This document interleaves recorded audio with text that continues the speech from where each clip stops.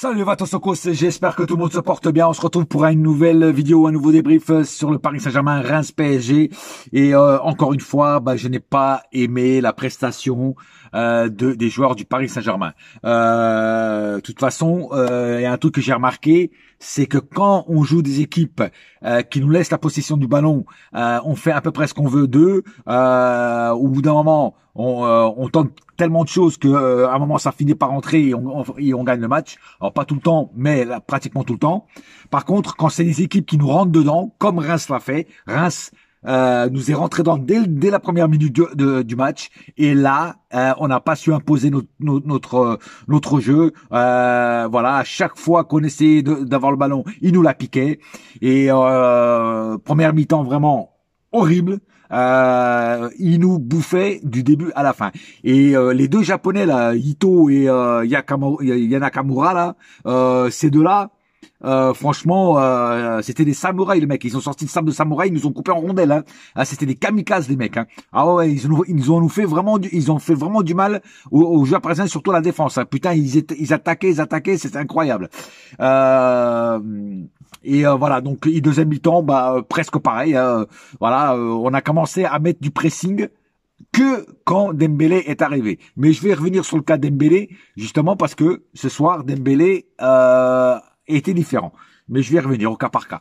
Voilà, une deuxième mi-temps, toujours dans la douleur, dans la difficulté. Aucune pression. On leur mettait aucune pression. Il y avait pas de pression de jeu, rien, aucun fond de jeu, rien. C'était, on défendait, machin, tout, patati, patata. Et puis voilà, à un moment, on se prend un but à la con. Un joueur a commis une grave erreur. D'ailleurs, je ne comprends pas que ce joueur ait commis cette erreur, parce que c'est quand même un joueur qui a énormément d'expérience en défense, et le mec, il commet cette erreur. Mais je vais revenir quand je le parlerai de lui au cas par cas. Voilà, donc deux mi-temps, trois quarts, pas bonne. Une mi-temps trois quarts pas bonne, une mi-temps trois quarts pas bonne, et le dernier quart, voilà, on a commencé à mettre du pressing, on a commencé à les étouffer. Eux aussi étaient crevés parce qu'ils avaient tout donné. Le but vient au bon moment, parce que moi je m'attendais qu'on perde le match, hein, tout simplement. Hein. Là, je veux dire, on s'en sort bien, hein, on ressort de là-bas avec un point. Mais moi, ce que je vois, c'est que quand même, il y a un problème dans cette équipe. Alors, il y en a qui disent, j'ai entendu sur les médias télévisés, que cette équipe est trop jeune. Je commence à le penser. Même si Luis Enrique dit le contraire, moi, je pense que il manque quelqu'un j'allais dire de qualité, non, quelqu'un, parce qu'ils sont tous des qualités, quelqu'un d'orienté, quelqu'un d'expérimenté, tu vois, et surtout devant, quoi, parce que devant, mon Dieu, que c'est le désert du Sahara, frère. T'as pas un buteur qui arrive à les mettre au fond. C'est incroyable. Les buteurs ont du mal à marquer des buts. Hein, je veux dire, avec Girona, c'est un défenseur qui marque le but. Là, aujourd'hui, c'est un attaquant, voilà. Mais bon, mais c'est quand même léger, quoi, frère. C'est quand même léger. On joue contre Reims. C'est pas une grosse équipe en face, on leur manquer de respect. Ils ont juste sorti leurs couilles, c'est tout. Ils nous sont rentrés dedans. Et nous, on était là comme des flancs. On perdait énormément de ballons au milieu. Franchement, moi, j'ai pas du tout aimé, encore une fois, ce match. Et je pense qu'on va galérer grave cette année. On va galérer parce qu'il manque quelque chose à ce PSG. Il manque un vrai numéro 9, parce que si on attend Kolo Muani, on va attendre longtemps. Hein. Je veux dire, c'est même pas attendre jusqu'à Noël, on va attendre, je sais pas, on va attendre que les singes dominent la terre. Tu vois ce que je veux dire? Non, mais bon, à un moment ou à un autre, je sais pas, il faut quelque chose. Moi, j'ai toujours dit, il manque un 9, un vrai 9. Je me répète, je sais, mais Victor Gyökeres, c'est lui qu'il nous faut. Moi, ce mec, à chaque match, il plante des buts. C'est quand même incroyable, ça. Hein, et nous, on a des soi-disant buteurs, et ils marquent pas. Voilà. Donc, non, encore une fois, alors, franchement, moi, je vais vous dire franchement, hein, si on continue à jouer comme ça, alors déjà, en Ligue des Champions, on va se faire défoncer. Ça, c'est clair et net. Hein. Et puis, même en championnat, c'est pas sûr qu'on soit champion de France à la fin de l'année. En jouant comme ça, c'est pas, parce que je dis franchement, moi, ça me fait chier de dire ça. Mais Marseille, ils jouent mieux que nous en ce moment. Monaco, ils jouent mieux que nous en ce moment. Et quand on va avoir les confrontations directes avec eux, bah je vais dire un truc, ça va faire mal. Déjà là, on va aller au Vélodrome, on va aller jouer chez eux devant leur public. Ça va être chaud bouillant l'ambiance. C'est pas sûr qu'on sorte là-bas avec ne serait-ce qu'un seul point. Hein? Non, à un moment ou à un autre, il va falloir faire quelque chose. Luis Enrique, tu vois qu'il y a un problème, tu vois qu'il y a quelque chose qui manque à cette équipe. Toi, t'es le coach, t'es le professionnel, tu dois trouver ce que c'est. Voilà, même moi, qui suis pas coach, j'ai déjà trouvé ce qui manque. Voilà. Donc, il faut aussi, il faut faire quelque chose. Si on continue comme ça, on va dans le mur. Voilà. Maintenant, on va passer aux statistiques du match.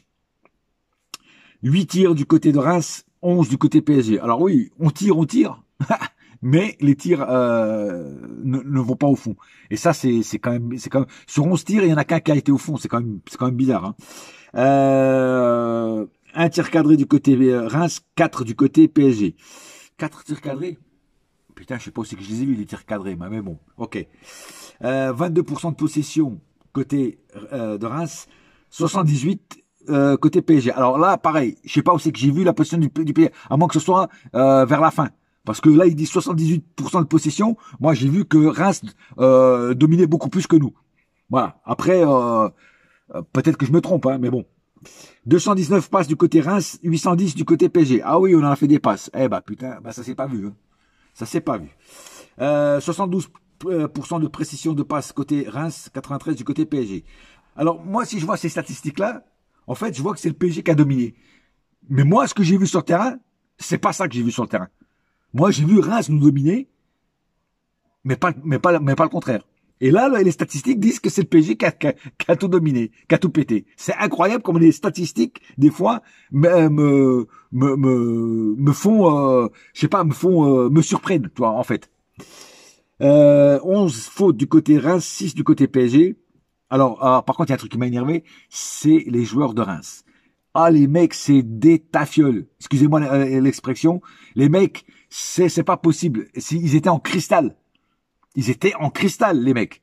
À chaque fois, j'ai mal. Putain, mais quand je vois les joueurs de rugby qui se prennent des mandales dans la gueule, ils se relèvent tout de suite. Et les joueurs de foot, à peine ils ont un petit truc, ils sont là, ils font. Bon, la plupart du temps, c'est du cinéma. Hein. C'est juste pour gagner du temps, hein, pour jouer la montre. Ça s'arrête de jouer la montre parce que à la fin, le temps est récupéré. Mais c'est juste pour des fois casser le rythme. Tu vois ce que je veux dire? Voilà. Donc ça, pour moi, c'est de l'anti-jeu, tu vois. Voilà. 2 cartons jaunes du côté Reims, 1 du côté PSG. Le carton jaune côté PSG, c'est pas chaud.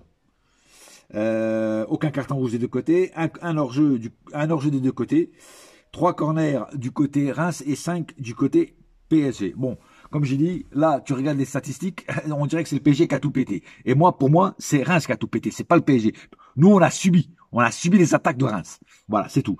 Après, voilà, même les statistiques ont leur opinion, moi j'ai la mienne. Moi, dans mon point de vue, c'est Reims qui nous a dominés. Mais bon, c'est comme ça. Maintenant, on va au cas par cas. Alors, on a encore retrouvé Sofanov, le gardien russe, parce que Donnarumma n'était pas encore au top. Il était dans les tribunes d'ailleurs. Il a plutôt été correct. Et j'aime ce gardien parce que il sort de sa ligne. Tu vois ce que je veux dire? Il sort de sa ligne de confort. Il sort de sa ligne de confort parce que voilà, c'est un vrai gardien. Moi, ce que j'appelle les vrais gardiens, c'est les gardiens qui sortent. Tu vois ce que je veux dire? Donnarumma, malheureusement, il reste toujours sur sa ligne. Il sort, Donnarumma. Parce qu'on dirait qu'il n'a pas confiance en lui. Voilà. Et lui, Sovanov, c'est le contraire. C'est un gardien qui sort. Et pour moi, c'est un vrai gardien. Parce que quand tu regardes le gardien de Reims, il sortait aussi. Tu vois ce que je veux dire? Voilà. Donc, il a plutôt fait une bonne prestation parce que le but, c'est pas sa faute. Hein. Même si je dis qu'il aurait pu quand même, il aurait pu l'arrêter, il aurait pu faire mieux sur le but. Mais la faute initiale, ce n'est pas lui. Et justement, la faute initiale, c'est Marquinhos. C'est pour moi une erreur de débutant et c'est à cause de Marquinhos qu'il y a eu le but contre Paris. Parce que Marquinhos défend de dos. Alors ça, il faut que tu m'expliques pourquoi tu défends de dos. C'est une erreur de débutant, je suis désolé. Hein, même les pupilles, ils font pas ça. Je veux dire, à un moment même, tu regardais à gauche, tu savais même pas où était le ballon, tu savais même pas où était le joueur. On ne défend jamais de dos, Marquinhos. Avec l'expérience que tu as, tu te mets de dos à l'adversaire. C'est normal que le mec il te plante après le but. Il fait ce qu'il veut de toi, frère, parce que tu sais pas où il va aller. À un moment, t'as fait comme ça, tu regardais, tu savais même plus où était le ballon ni le joueur. Eh bah oui, eh ouais, erreur de débutant. Marquinhos, des fois, tu m'énerves. Voilà. Et là, ce soir, tu m'énerves. On se prend un but à la con à cause de toi. Voilà. Sinon, le reste, ça a aidé. Mais là, ça, c'est impardonnable. De ta part, c'est impardonnable. J'aurais pu, à la rigueur, pardonner à un petit parisien, un petit jeune qui vient de débuter, tu vois, qui fait ce type d'erreur. Mais pas toi, frère. Pas toi, avec l'expérience que toi, et depuis le temps que tu au Paris Saint-Germain, tu devrais pas faire des erreurs comme ça. Pacho, encore une fois, excellent. Alors oui, il se prend son petit carton jaune, mais franchement, à part ça, aucune anécroche. Pacho, encore une fois, très solide sous ses appuis, très solide en défense, commet aucune erreur, ou aura juste là pour le carton jaune. Voilà, je trouve que Pacho, c'est vraiment une très très très belle pépite, une très belle une très belle trouvaille. Voilà, et rien à dire sur Pacho, à part qu'il a été encore une fois au top, quoi. Voilà. Beraldo a fait du Beraldo, même si ce soir il n'a pas été dégueulasse.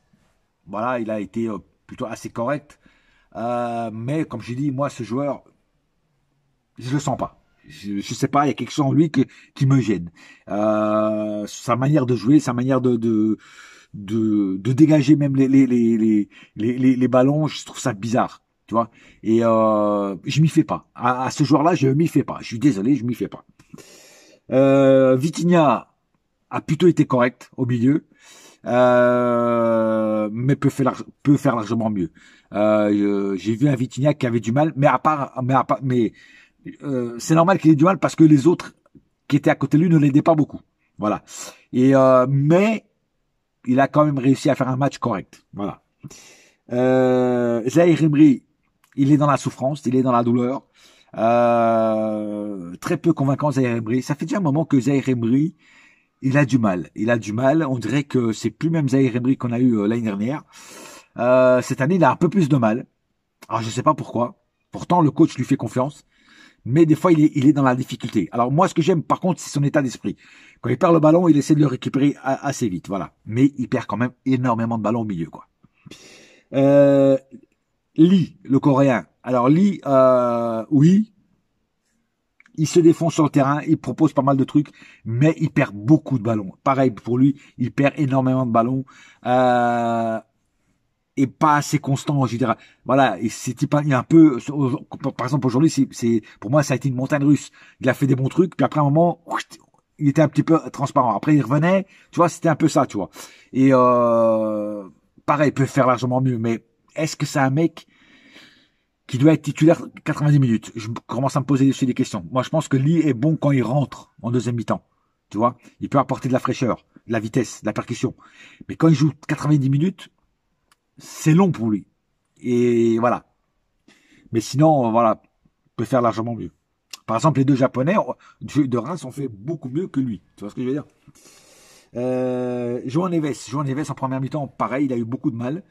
En deuxième mi-temps, un peu mieux. Et puis en plus, il fait la passe D à Dembélé pour le but. Ça, voilà, rien que ça, il a rattrapé un petit peu sa mauvaise première mi-temps qui n'a pas été au top. C'est pas qu'il a été dégueulasse.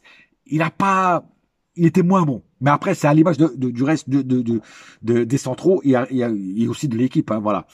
Un joueur ne peut pas changer la physionomie de l'équipe comme ça, tu vois ce que je veux dire.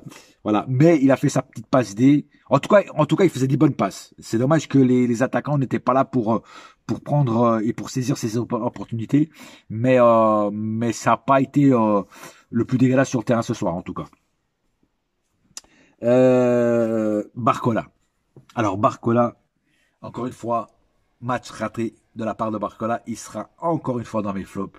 Je suis désolé. Je ne sais pas être méchant avec lui, mais c'est vrai, il a rien fait encore ce soir. Il perdait beaucoup de ballons, trop de mauvais choix, passé décisif devant le but, beaucoup d'échecs techniques de sa part. Je me demande si on s'est pas un petit peu enflammé sur Barcola. Je commence à me poser des questions, parce que c'est quand même le troisième match qu'il rate. Alors, est-ce qu'il a un problème physique? Je ne pense pas, sinon il ne jouerait pas. Est-ce que c'est un problème moral? Peut-être. Il n'y a que lui qui pourrait le dire. Mais en tout cas, ça fait 3 matchs que Barcola est à côté de ses pompes, qui passe à côté de ses matchs. Et comme j'ai dit, je me demande même si vraiment on ne s'est pas trop enflammé sur lui. Voilà, il a fait d'énormes bons matchs, il nous a fait gagner quelques fois, mais je pense qu'on s'est trop enflammé sur lui d'un coup. Tu vois ce que je veux dire? On va voir sur les prochains matchs qui vont arriver, mais Barcola m'inquiète. Barcola dernièrement m'inquiète beaucoup. Voilà. Colomani, qu'est-ce que je peux encore dire sur Colomani que j'ai pas dit? À part qu'il n'a pas le niveau pour jouer à Paris, encore ce soir, il nous l'a prouvé, pas décisif, il rate les tirs, il rate pratiquement tout, frère. Euh, non, mon Colomani, on l'a payé combien? 90 millions ou 100 millions, je crois. Il dit que c'est l'hôtel de Noisette qui le voulait, hein, avec Dembélé, tout ça. Mais putain, pour après partir un an après, non, Colomani, moi je pense qu'il faut le vendre. Il faut absolument le vendre. Parce que pour moi, il n'a pas le niveau pour jouer à Paris. Je le répète, je me répète. Je sais même plus quoi dire sur Colomani tellement il est pas bon, quoi. Je suis désolé, je suis désolé. Le jour où il sera bon, je le dirai. Mais là, il a encore ce soir, je l'ai pas trouvé bon. Voilà. Euh, Désiré Doué a apporté beaucoup de vitesse, a apporté beaucoup de danger devant les cages adverses, mais il manquait juste la finition. Voilà, la finition n'était pas là. Mais sinon, voilà, il a été correct pendant le temps qu'il a joué. Après, la rentrée de Nuno Mendes, ça va, correct. Fabien Ruiz, la rentrée, bon, elle n'a pas été dégueulasse non plus. Faut pas non plus être toujours méchant avec lui. Il a quand même apporté un peu plus de percussion au milieu parce que avant il n'y avait pas autant. Meilou, bon, il a fait sa petite entrée, voilà. Et qu'est-ce qui me reste? Ah, et Dembélé. Alors Dembélé, justement, je vais y revenir parce que Dembélé, c'est ça qui est énervant avec Dembélé, c'est qu'au match contre Girona, il a été énervant, il nous a cassé des couilles tout le long. Et il a fait ce qu'il a fait et il a fait péter des plans à beaucoup de monde. D'ailleurs, ils en parlaient sur toutes les télévisions, les chaînes de télévision et entre supporters. Et là, ce soir, tu vois, il rentre, au bout de 5 minutes, il marque le but. Il avait envie de changer non seulement le rythme du match, comme aussi le résultat du match. Et c'est ce qu'il a fait. Voilà, sur une super belle passe de Jean Neves, Dembélé marque. Bon, après, le gardien est un peu fautif parce qu'il rentre aussi avec le ballon dans le but, mais je vais accorder le but à Dembélé. Voilà, un Dembélé, et aussi j'ai remarqué que Dembélé faisait moins de dribbles que les autres fois. Alors, je sais pas si Luis Enrique lui a cassé la tête, lui a fait lui a attrapé ses oreilles, il lui a tiré ses oreilles, parce que il a pris la règle, il a mis sur les doigts là, tu vois, parce que il était moins personnel. Il faisait pratiquement pas de dribble, peut-être un, deux maximum, et il passait le ballon. Il voyait que il y a trop de joueurs, il passait le ballon. Voilà. Et c'est comme ça que tu dois jouer Dembélé. Tout le temps, tu dois jouer en équipe. Tu peux pas être personnel. Tu n'as pas le talent d'un Pelé ou d'un Romario ou d'un Cristiano Ronaldo ou même d'un Messi, tu vois. T'as pas ce talent-là. Donc, tu peux pas t'amuser à dribbler comme ça. Tu vois ce que je veux dire? Voilà. Donc, ce que tu as fait ce soir, là, oui, là, je valide. Mais c'est comme ça que tu dois jouer à tous les matchs. Tu dois passer le ballon quand tu vois que tu commences à être trop marqué, passe le ballon. Et surtout, passe le ballon à quelqu'un qui est démarqué, qui est pas marqué. Parce que des fois, tu passes le ballon à quelqu'un qui est aussi très marqué. Donc là, non. Passe le ballon et tout va couler. Tu vois ce que je veux dire? Voilà. Ce soir, tu as été bon. Voilà. C'est tout ce que j'ai à dire. Donc, voilà. Quand je vous le dis, quand il est bon, je le dis. Quand il est pas bon, je le dis aussi. Et là, avec Girona, il a été dégueulasse. Et là, ce soir, il a été bon. Le peu de temps qu'il a joué, il a fait une super bonne entrée et il a été correct. Voilà. Voilà, j'ai à peu près tout dit sur ce débrief. On se retrouvera bientôt pour un nouveau débrief parce qu'il y a un match bientôt là, je pense aussi là, je sais plus contre qui. Mais encore une fois, un match compliqué et voilà, il va falloir se sortir les doigts du huc parce que là, si on joue comme ça tout le temps, ça va être compliqué jusqu'à la fin de la saison, toute compétition confondue. Je le dis, je le pense, et je pense que je suis pas le seul à le penser parce que je reçois, comme je dis, je reçois énormément de messages pendant les matchs et beaucoup pensent pareil. Voilà. Donc, Luis Enrique, t'as du boulot. Sur ce, un seul cœur, un seul club, c'est Paris ma gueule. Yes my friend. Et la saga continue. Allez, bouya!